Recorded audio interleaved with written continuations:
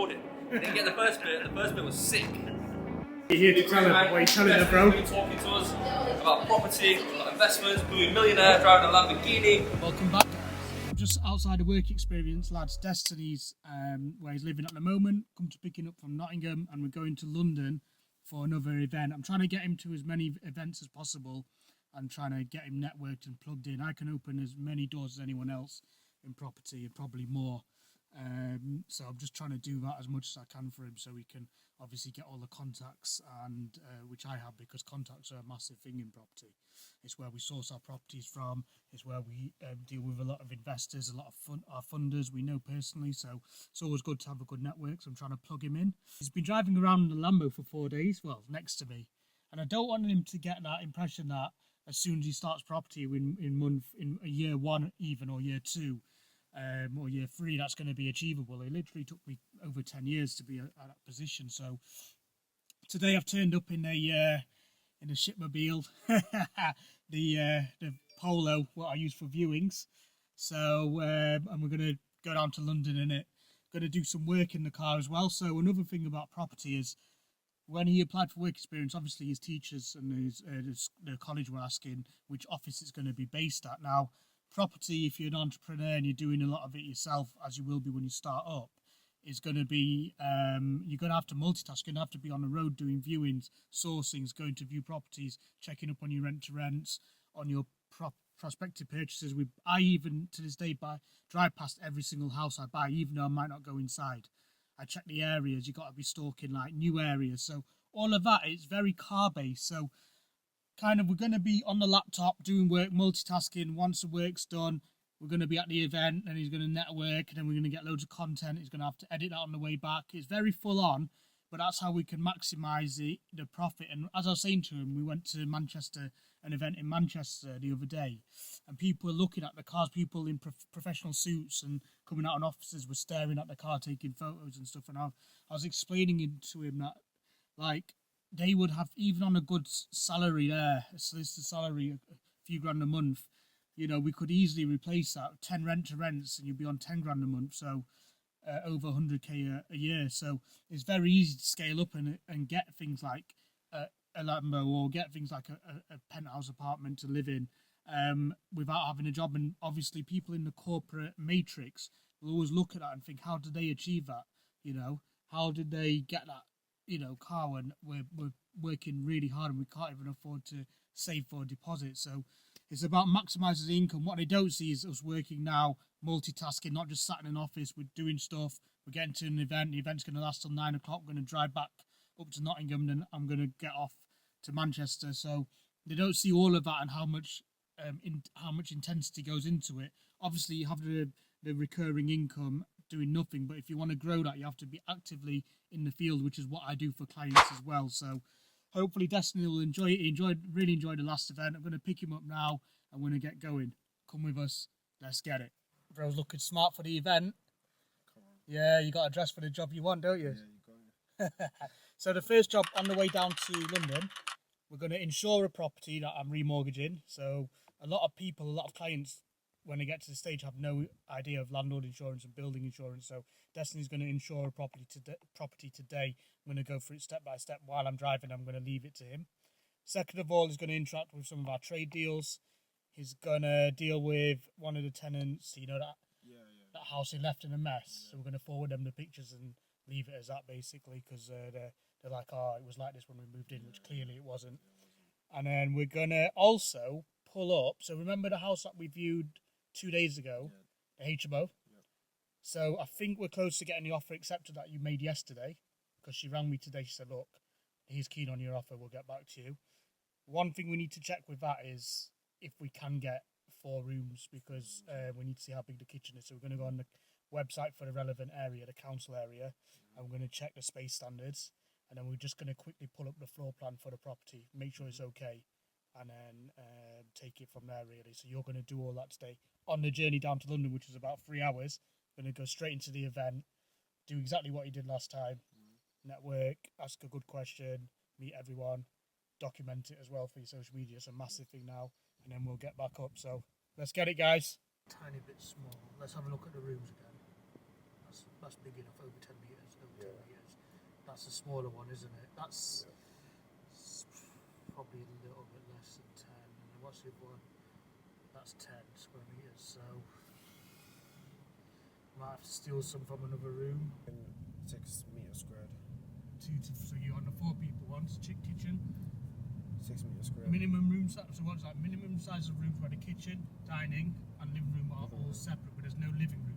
Yeah. So we need to find the one where there's a combined kitchen and dining room. Okay, so this one, combined kitchen and dining area. That's it. So 4 people, 11.5 square meters. The room sizes meet it, but the kitchen doesn't. Too small, isn't it? Yeah. So the only way around that is to make one of the rooms smaller to win the space. That's how you find out. Yeah. So basically, every council's got a table, and that will tell you. So any area you're doing rent to rent in, you'll know from this. And you just work it out. Yeah. And then you could even ring them if you're not sure. So you might as well make a new account. And then I think you can check the details after this. And the reason why we have to reinsure it again is because we're going to a different lender, but also because the value's gone up. So we're remortgaging against a new value, which you've got there. But that's probably a bit over the value, but it costs more to build it new.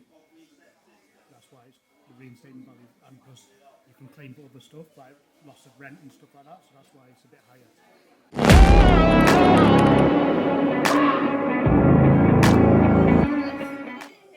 Hiya, how are you? Good to see you. Vlogging this whole thing.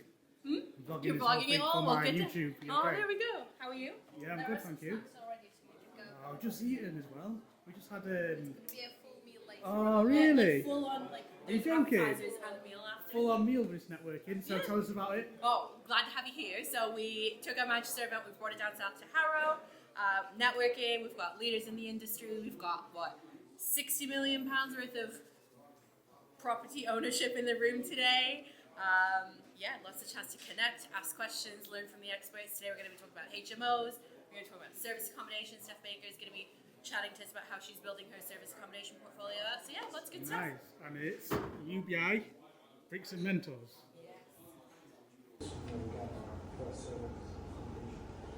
Do you know what? You were at the event the other day as well. Like, I am so inspired by you. Like, I really am. Like, honestly, you are 17 and you are stood here telling everybody what you do. You're going to networking events. I wish I had that when I was 17. So, first of all, you're doing the right thing by being in these rooms, meeting. But what I would say is as well, tell everybody what you do. If you've got people around you that you can piggyback off their credibility. Now, I'm not saying to tell guys about anything, but what I'm saying is if you have somebody that can endorse you, that you can work alongside, great. But also once you, I would say document your journey. Social media, it comes down. I know Niven said that as well in the past. Social media is huge, and obviously at 17 you'll probably get that better than we do. But yeah, building up relationships, telling everybody what you do. I got speaking to somebody in a service station at KFC who ended up referring somebody, so it's literally tell everybody what you do. That's probably the biggest advice I can give you. And if you're looking to get into property again, maybe look at getting a job working in a estate agency. Or what I said to somebody the other day, which I thought was pretty good, is have you heard of Uber? Uber. Yeah. So Uber's really good, and you can put in your hours. So if you want to do something on the side of your normal job, sign up to Uber and go and do viewings in your spare time. You'll get paid for it, but you'll be in the environment. You'll get to meet investors. You'll get to meet buyers. You'll get to go to all these different properties. You'll learn stuff that way as well. I'm here with, Gary Stewart from Master Finance Specialist Brokers. and do you mind telling the younger guys in the room, such as Destiny on work experience, how he's going to get, or what your tips are as a top broker to get a mortgage for a buy-to-let property at the earliest he can? Like, how old does he have to be? What does he have to make sure is in place? So my top tips would be, ideally you want to have a look at the open market. You want to find out who is going to be your demographic for the property. You want to be looking at, is it going to be a buy-to-let for a single AST? Do you want to look at a HMO product, house of multiple occupancy? And also as well, you need to find out what the demand is in the area as well, because you don't want to go for an area that's already got oversaturation, otherwise you'll struggle to rent those rooms out. You want to look at what the achievable rents are as well, so you want to make sure that. how to get a mortgage. Yeah, sure. So in terms of how to get your mortgage, so you want to make sure that your credit file is in check. That, I mean, yes, there can be some bumps on there, but nothing major essentially. You need to have a minimum 25% deposit. Once you become an experienced landlord, you can get more, but 25% deposit minimum. Also bearing in mind stamp duty, legals, survey cost. And essentially, get yourself an agreement in principle, which means that you've been allowed to lend money. And then once you've got that, go out and shop on the market and find yourself something. In terms of banking and finance, what have you got? So I work in corporate finance and corporate treasury. So any large multinational company, we manage their banking, their cash, moving money around the world. And the key thing is, so he's 17, a lot of his mates are going into banking, he wants to grow a property portfolio as fast as possible. Would you, kind of in your experience, say that's the right thing to do? What would you any advice, or stay away from banking, do property? I mean, there's different avenues to make money in life, right? You'll get a lot more autonomy doing things yourself, investing your own money. If you go into something like banking, it can be a toxic world, right? A very competitive, toxic world where you're going to have to play the game, the political game as well. If you're going to go into business for yourself, hustle, raise that money, invest it, build it. Sure, it's the better way to go. Thank you, man. Yeah, Thank you. Guys, it's 12:30 at night. We've just got back from the London networking event. How was it, bro? It's pretty good. Met some new people, property, and yeah, networked quite a bit. You got quite a few contacts, quite a few well wishers, quite a few people saying to send you deals. Network with landlords, bankers, a few bankers that don't do banking in it. So they told you you're on the right path doing property. So yeah, it's all been good. Life on the road, so it's half 12 in the morning. Not your usual work experience, but bro, come on, man, we're doing deals every day, isn't it? So we're getting in. This is real life entrepreneurship and real life business where you do have to put extra hours in. Your mate's probably leaving offices at 5 and it's half 12, but we've done like 30k this week potentially in deals. So, and if it was your own business, you would have made 30k. So that's what it is, bro. So see you tomorrow, man. Remember the homework tonight, man. Yeah, homework tonight. You're watching Wolf of Wall Street, getting that mentality, getting that wicked, man. sales mentality will teach you how to source and sell, and I think that's what's missing now, just the sales. But you kind of know how to source now, innit? So see you tomorrow, and see you guys tomorrow. Let's get it.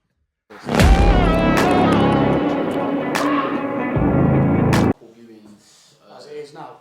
Not for this. Well, I got one for this one, but I got 2 for the other ones. Okay. And then somebody's moving into the 201 one today as well. Okay. Look at the sofa as well. Yeah. Them are Your job, just take pictures of it, like stuff like this, because we can forward it to them, please.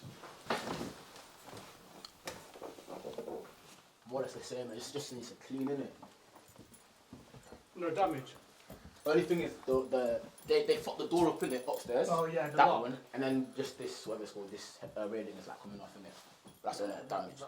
What do you actually do? What do you do with this property? So right now we're doing a rent to rent, which is basically I rent off Niv, and then he gives us like control of the property for like a monthly fee, and then we find tenants who pay us directly, and so basically we all work together, and yeah, all makes money and be happy. Nice, bro. And how much are you getting per room? About 500 per room. And there's 4 rooms too. Yeah. And So how much are you paying? 1,400 to me. yeah, this is 400. Yeah. So you should make 6, but you're taking 3 off me. Yeah. So Overall, overall it'll make about probably 2,000 profit. hopefully. Yeah, hopefully, Yeah. That's so I make and they make. So Yeah, everyone makes. And then that's why you've let me in here to check the condition, I guess. Yeah, exactly. But yeah, thank you, bro. And Yeah. any tips? Any tips for my man? Basically just Look, be it's, persistent in it. Oh, be persistent, yeah. Make sure that you message people. Don't like be scared of messaging people asking for them to do viewings and stuff. Be confident, know what you're talking about, be on time, be smiling. Just make sure you're professional in it, and then that goes a lot of way. So like that little percent extra makes it go a long way. So definitely just be professional. Thank you, bro. Thank you. How did you get working with Solomon? So I went University of Solomon. So and he did it. I think we do 2 years ago was the first property, Yeah, and then I used to like maybe send him a few bags and that to help out with the initial deposit and whatever, invest in him. And then this one came up last month. Said, "Yo, do you want to jump on it?" Like, yeah, why How not? many have you got now? Just this 3 currently, and then Solomon's got He's got one up, please.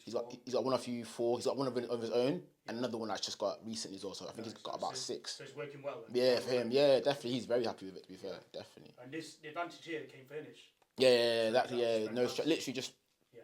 people need to go in right The now. advantage for me was that obviously I don't have to rent it out. Yeah. And I'm abroad a lot, so Exactly. fucking dealing with student viewing. Yeah. Especially in Sheffield, because it's not like you can rent it straight away. You've got to work. You've got to for do it. viewings, yeah, exactly. Yeah, it's not like Manchester London is different. Sheffield's a bit different, definitely. Alright, bro. Yeah, that's fucked. Take a picture of the mattress as well, because that's fucking stained. Yeah, bro, it's a full deposit job, this, isn't it? Yeah. Alright. You got pictures as well, yeah? Because sometimes you need to submit them, to the DPS. But you alright, have you? Bathroom was alright, to be fair. Yeah, there's just stainings on the wall and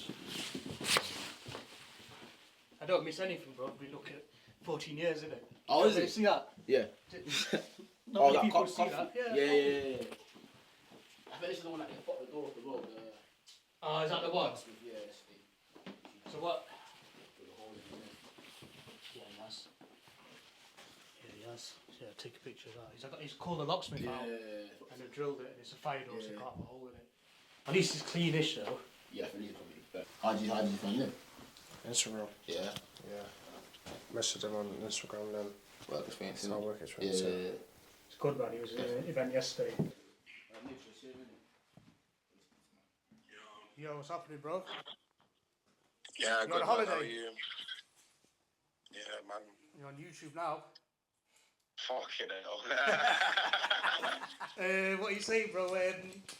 Yeah, we'll do the cleaning. We'll see the rubbish. Yeah. That's going to cost us like 300-400 quid to get rid of, maybe a little bit less. So Okay, cool. Yeah.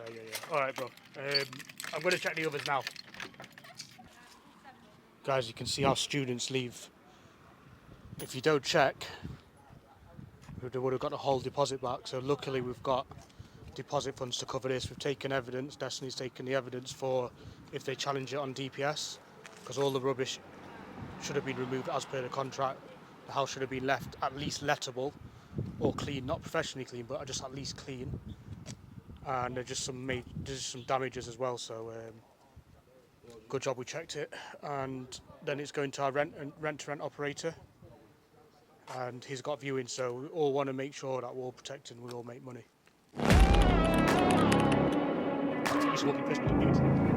Guys, it's Wednesday, the last visit of the day, and we're just in Sheffield, outside a property I've actually sourced and actually given to a rent-to-rent guide, but it's an example of what we buy and what we can source. So it's a 2-bedroom house which has been made into a 3-bed HMO.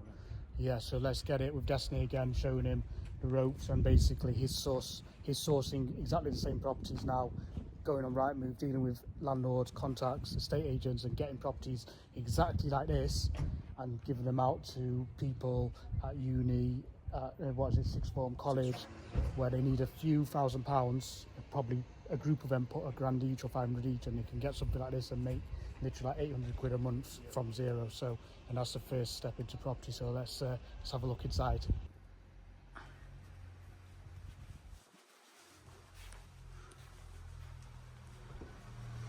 So this kind of area is actually, as you could see, it's like an ex-council area, but it's very close to the city centre. And landlords will give properties in these kind of areas for cheaper because the actual family rent's a lot cheaper. So obviously it works as a rent-to-rent source property or a profitable buy-to-let investment, where the property price was only 125 and it's achieving over £1,000 a month. Yeah. So what do you think of this one, bro? Pretty good. 2-bed converted to 3-bed. We've done the usual conversion again. So remember what I told you, the downstairs, make sure there's 2 downstairs rooms and then one of them can be a bedroom. Yeah.